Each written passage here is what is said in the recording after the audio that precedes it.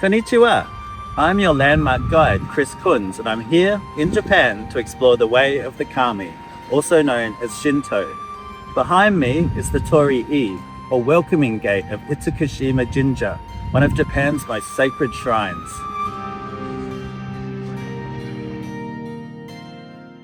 Japan is a destination hotspot right now, with record numbers of visitors enjoying the wonderful food, customs, history and scenery. But there is also a perceptible, fundamental cultural chasm between locals and tourists that isn't just down to language and manners. Instead, there is a difference in how the Japanese perceive their surrounding world compared to, say, Westerners like me. And that difference, or at least a large part of it, is kami.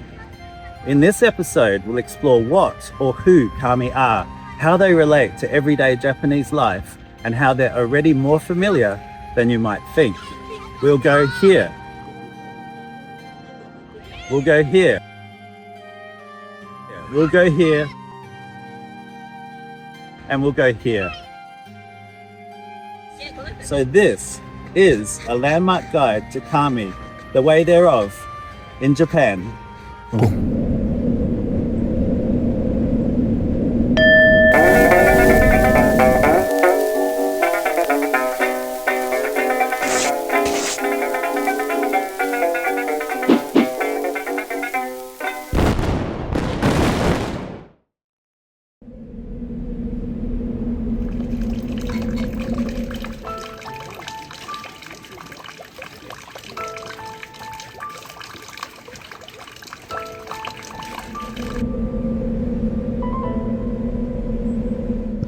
I'm here in some wilderness in the hills outside Kobe.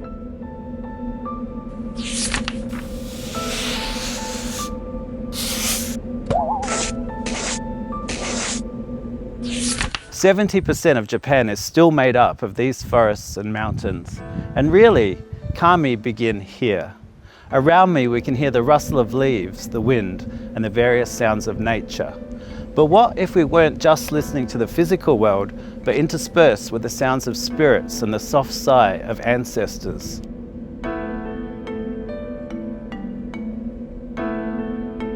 To be honest, if you left me alone here after dark, I'd begin to sense supernatural presences too.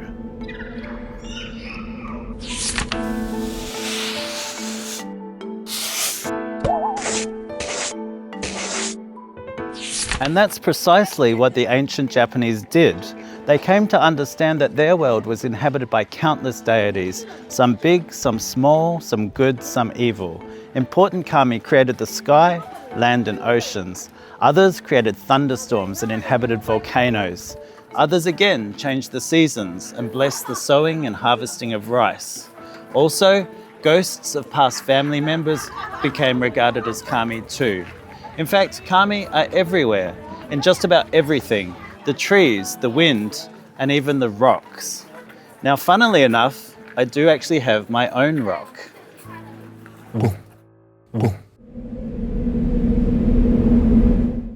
Bam!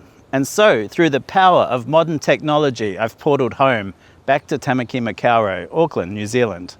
I want to show you my rock. This is egg rock. I found this pet boulder at the age of 7 when I was walking along the rocky Salix Beach in South Australia. The moment I saw this shapely stone, I pounced. It really was the most beautiful, most rounded, most aesthetic, most hefty, most my rock that I'd ever seen. And from that moment on, egg rock was mine. Egg rock became my prized relic, and I used it to crush nuts, to hit cousins, to turn ochres into paint, and of course just generally smash things. It's moved houses, it's moved countries, states with me, and I still use it as a cooking tool today. Here is a short clip of me from a few decades ago. Okay, meet my pet rock since I was about 7. So imagine my interest when research into Shinto indicated that kami can A, live in rocks, and B, if you hold an object in esteem over a long period, a kami may grow therein. All this time, over so many decades, I didn't realize it, but I might have a kami. So, Back to you, Japan, Kris, but know this.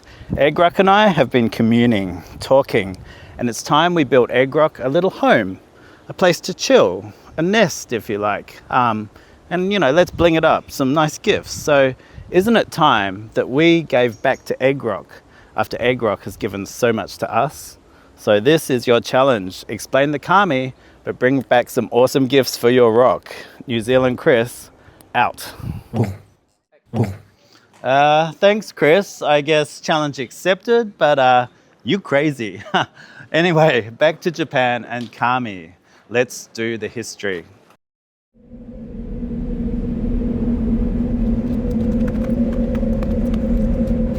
Wow.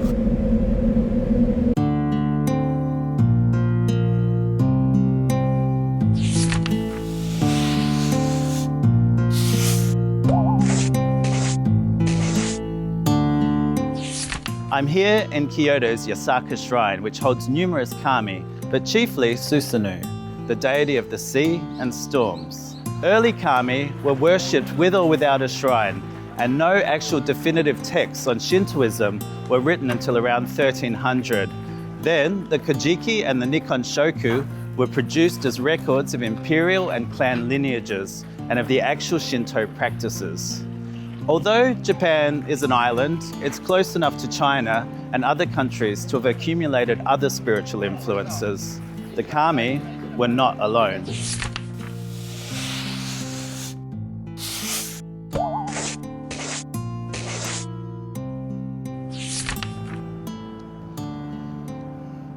Behind me is actually a Shinto shrine, despite the fact that I'm here in Narita at a Buddhist temple.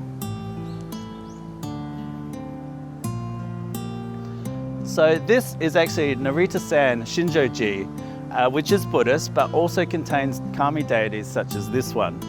Buddhism was formed in India, travelled through China, and was then introduced to Japan 1500 years ago by the reigning monarch of South Korea. The Japanese people embraced this new religion by placing it alongside their own native Shintoism, and somehow the two coexist, often side by side in the same shrine or temple. The distinction between the two is that Buddhism is births, deaths, and afterlife, where Shintoism is about receiving the blessings of nature, accepting its rage, thus maintaining a harmonious connection to the natural world. The Chinese also brought Confucianism and Taoism to Japan, and both philosophies were duly adopted. Over time, Shintoism changed and adapted as the political landscape underwent upheavals. During the time of the shoguns, Buddhism reigned supreme. Then, in the Meiji period, which began in 1868, the Emperor of Japan turned a folk religion into a state religion, enshrining the royal family's divine status as the descendants of Amaterasu, the sun goddess. Shinto became the foremost religion and was taught in schools. Then, in the aftermath of the Japanese defeat in the Second World War, the Americans changed everything.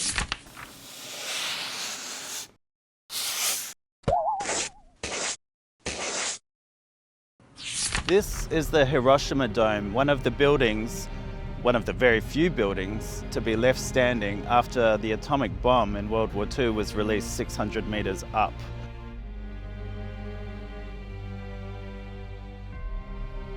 It is, of course, a very solemn place. Shintoism and kami did have a role to play in this destruction, even if ultimately it was the Americans who decided to drop the bomb. Amaterasu, the goddess of the sun, was regarded as the ancestor of the imperial family. And it was that God-given sense of being superior that did allow the Japanese to march across the world, conquering prior to World War II. The Americans changed everything. The emperor was no longer a divine being, and all religions were given equal value under the law. Today, Shinto is distinctly Japanese and still central, but it's just one part of the spiritual fabric.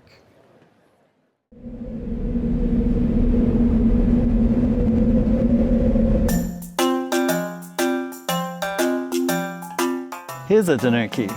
Here's some tanukis. Here's a tanuki holding a bottle of sake. Here's a tanuki. Here are some tanuki for sale. Here's a tanuki. All around Japan, you'll see these statues of the raccoon dogs native to the country. This is the only footage I managed to capture of the actual mammal. The animal tanuki, however, looks rather different to the statue tanuki, whose face and other extremities are somewhat exaggerated. The reason for this variation is that the statues are actually portraying a kami.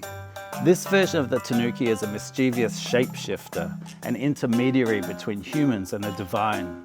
In one legend, a tanuki transforms into a beautiful woman in order to marry a merchant, only to reveal its form later, thus displaying its cunning and adaptability. Despite what must have been a furry and shockingly endowed surprise for said merchant, the tanuki is often worshipped as a guardian spirit at local shrines. So when you see one, just remember that beyond its playful nature, it also protects the land and its inhabitants, ensuring prosperity and abundance for all.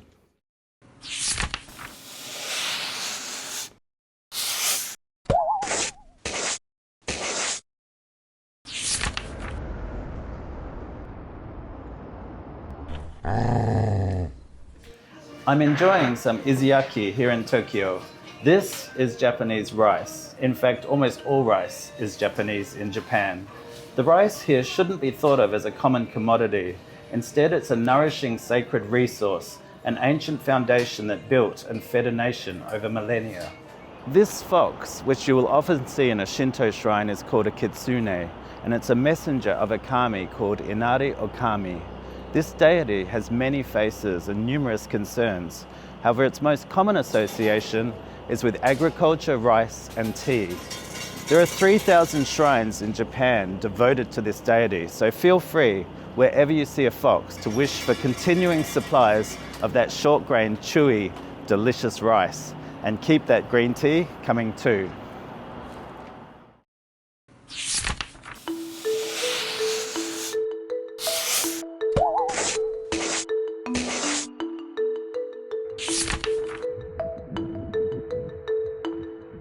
The Japanese word for frog is keiru, and it means to return.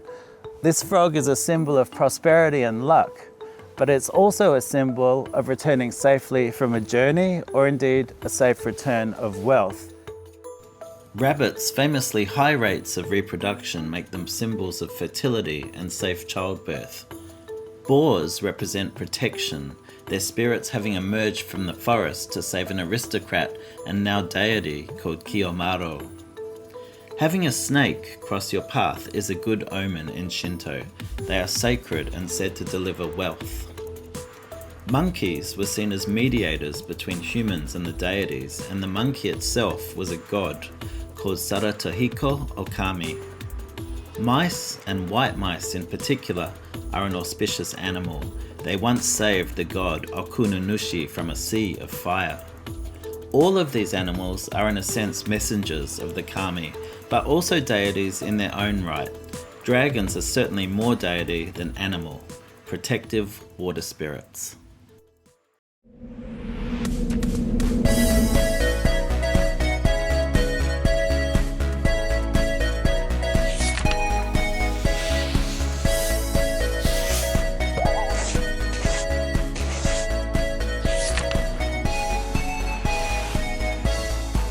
I'm at Don Quixote, and it's time to get my rock some gifts.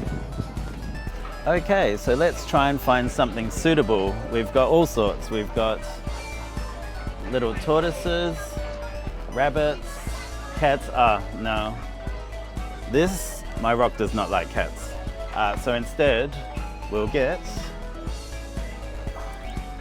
a little dog. We'll get, I think, Mount Fuji, because my rock definitely likes volcanoes for sure. And lastly, we'll get a fish. I'm here at Yodobashi Camera, and it's time to get Egg Rock something to eat.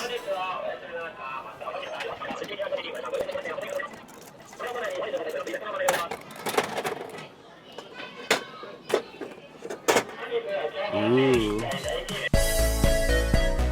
Oishii. Yummy! Job done.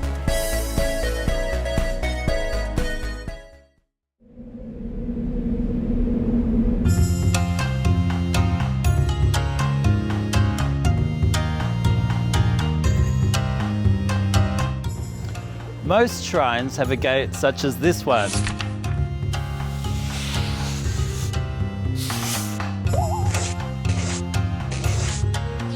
It's a gate, and the idea is that once you pass through this often imposing structure, you go from the material world into a sacred space, a place where you may commune with the kami, give them offerings and ask for favors.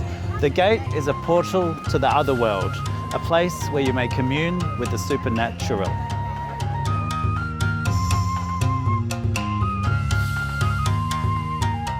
Some shrines have more than their fair share of Torii Gates, 1,000 in this instance, and probably more than their fair share of tourists. Here we have two kamainu, or lion dogs. They stand guard at the gate and protect the shrine from evil spirits.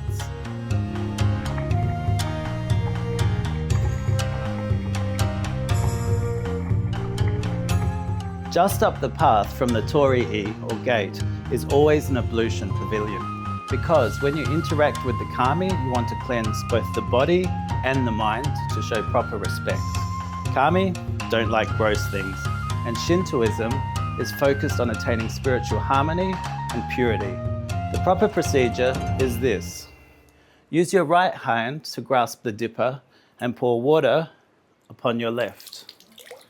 Then take the dipper in your left hand and pour it upon the right.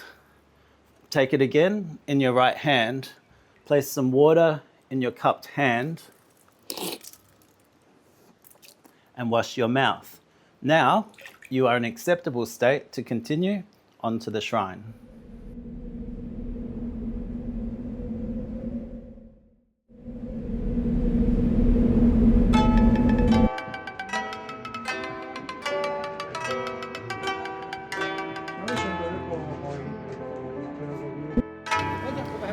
The primary purpose of a shrine, or jinja, the Japanese word, is to provide a dwelling place for kami, often inside an inner sanctum along with sacred relics, and then a public space up front for locals to worship. There are more than 80,000 shrines dotted all around Japan that house kami, and famously every Japanese person is within walking distance of one. The ceremonies at festivals are called matsuri, and they either ask for favours of the kami or attempt to pacify them. Nature isn't always benign or calm, and sometimes it's worth asking the kami not to send earthquakes or plagues of mice.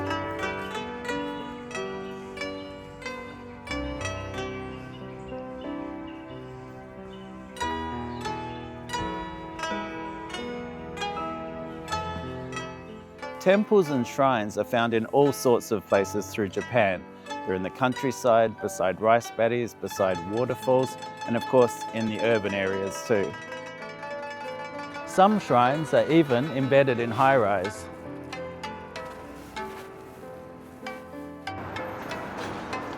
Around most shrines and temples, you will see these diagonally folded pieces of paper called shide. They are suspended from a sacred straw rope called shimenawa, like this one, or from the branches of a sacred tree or wooden wands. These symbolize a sacred border around the shrine, denoting a place where the kami dwell within.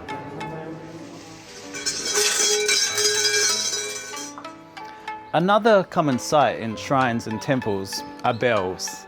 The big ones are called kane. You ring them 108 times on New Year's Eve. And the smaller ones, like this, that you rattle, are called suzu. The big ones are more Buddhist, while the smaller ones are Shinto. Ringing them calls down the kami to you, and they will give you positive power and authority whilst repelling evil.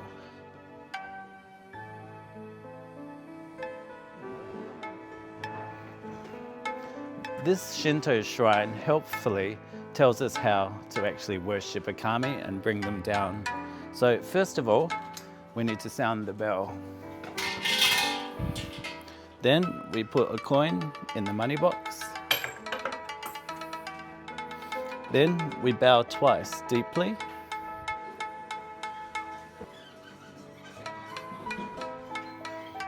Clap hands twice. And bow deeply again. Shinto lanterns, known as toro, are a significant part of shrines. They represent light, but they're also a bridge between the spiritual and physical world. In ancient time, they lit the pathways to festivals and rituals. The kami enjoy offerings, everything from sake to soy sauce. These barrels of sake wrapped in straw are another form of offering for the enshrined deities. These pieces of paper placed on string are called omikuji. Basically, they predict your chance of your hopes and dreams coming true. You can get benevolent fortunes, but you can also get misfortune. If it's a bad prediction, you fold it up and place it on the string to get rid of the bad luck. If it's good, you keep it. Come over this way and then we can see something similar. These wooden boards are called ima. They're boards you can write your prayers and wishes on and then hang them up here to bring those wishes and good fortune into your life. Why are rocks and many of the statues, such as this god of the underworld, and indeed the foxes, the kitsune, wearing red bibs? Well, it's kind of what's written on the can. Bibs to indeed represent babies.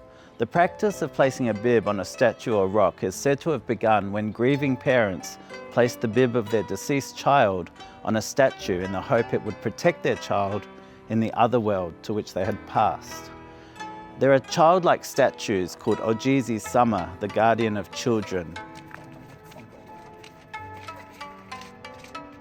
But the bib isn't literal. These bibs aren't from dead children, but they do mirror an ancient practice which is spread in shrines and temples. The color red represents the expulsion of demons and illness.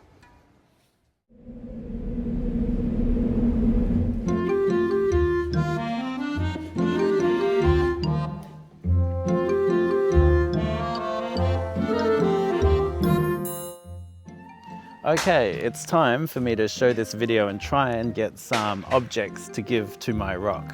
So I'm going to go over here, show this video, and see what happens.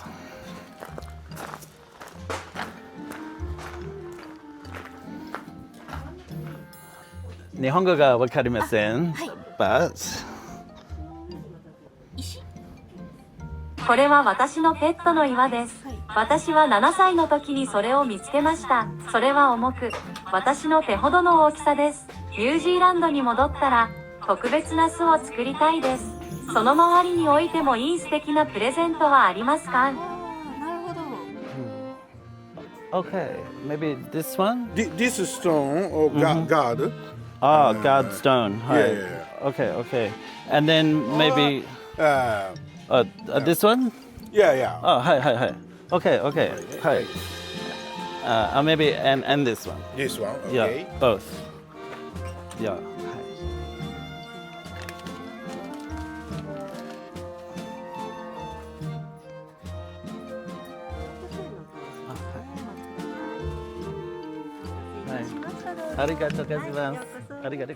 Okay, so I do have my little gifts for my rock. One is a powerful amulet to protect it. Let's have a look at that.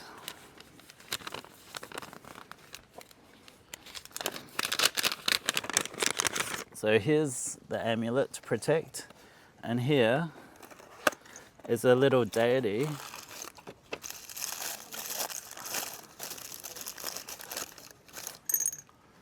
to sit beside it.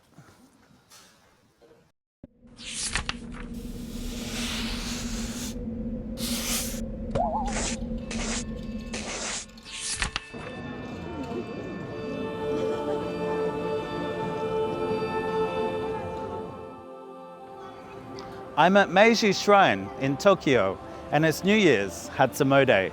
This is an important cultural holiday in Japan because it's the day to renew your charms and pray for good fortune for the coming year. 15 years ago, I bicycled around a large part of Japan on a solo cycling camping holiday.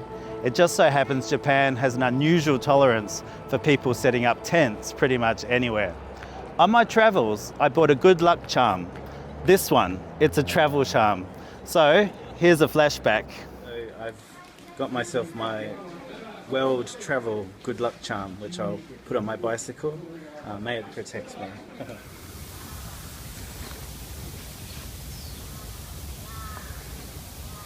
Tonight, good to be here. Feeling less anxious after I bought my Shinto travel charm for $12. Hey, it might do the job.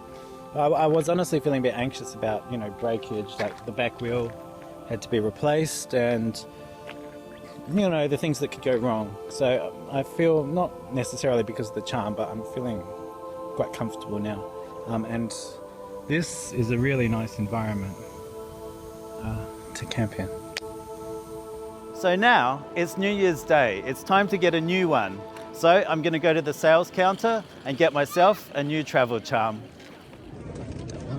This one, number 10, okay? Job done. Here is my new travel charm.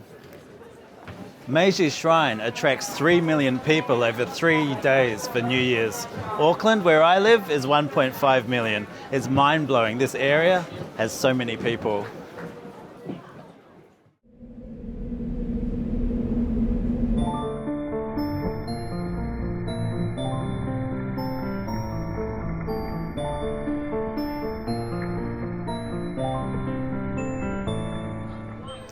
Even in Western countries, you can't escape kami. They really are everywhere. Don't believe me? When's the last time you saw a Pikachu? Huh? What's that? It's amazing. Look at all the Pikachu. Pokemon are largely based on kami and other folklore spirits, not animals as widely assumed. While Pikachu was designed with some of the characteristics of a squirrel, the lightning tail gives away the deeper, more mythological makeup of these fictional monsters. Some of the Pokemon are nakedly clones of a kami. Oh no!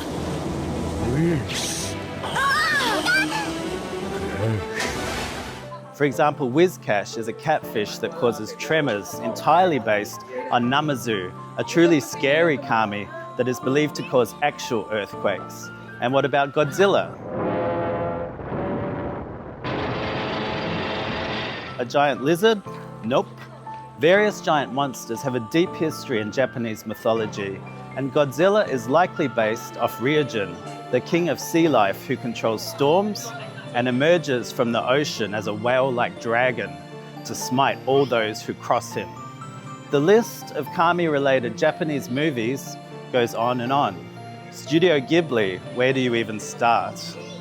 Princess Mononoke, for example, contains scores of recognizable kami.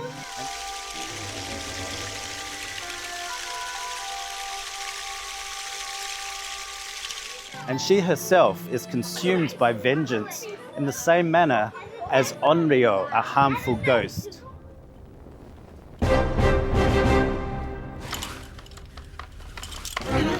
So it seems kami are now so powerful they are culturally consumed worldwide, although not always knowingly.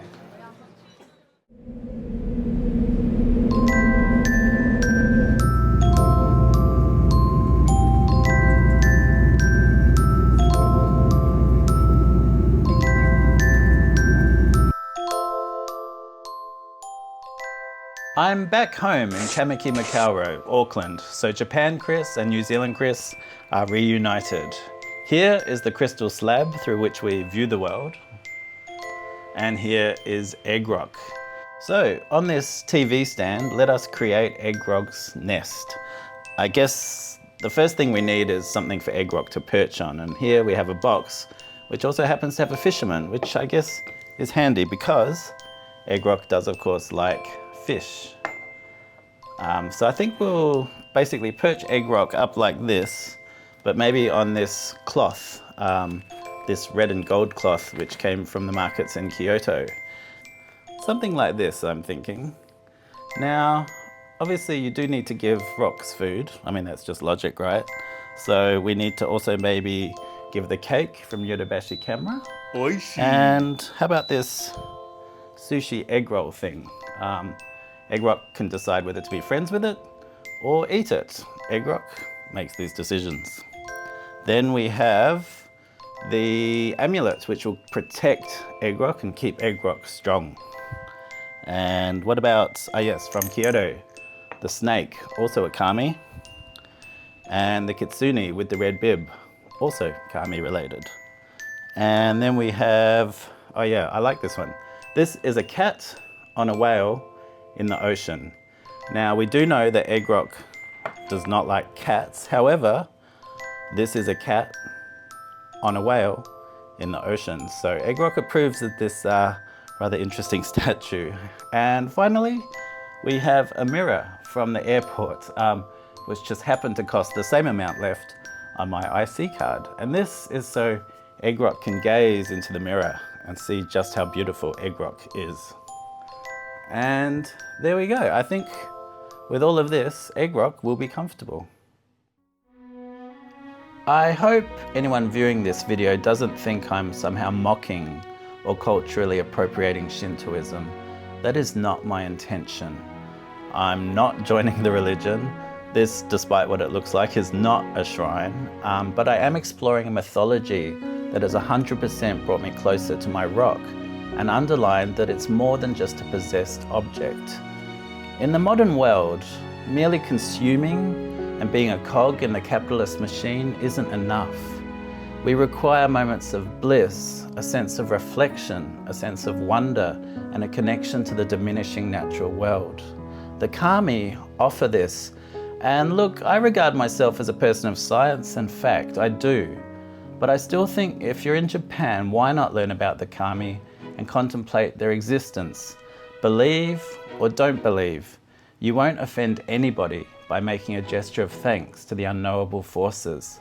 Who knows, the kami might just tug at you from an unexpected direction. Certainly, Egg Rock and I are forever in love, our vows reaffirmed. And even if I don't have an actual kami, I certainly have something kami-like, a blessing to cherish, an artifact that follows me through my life. So, with gratitude and respect to the kami, this is your landmark guide, Kris Kunz, signing off.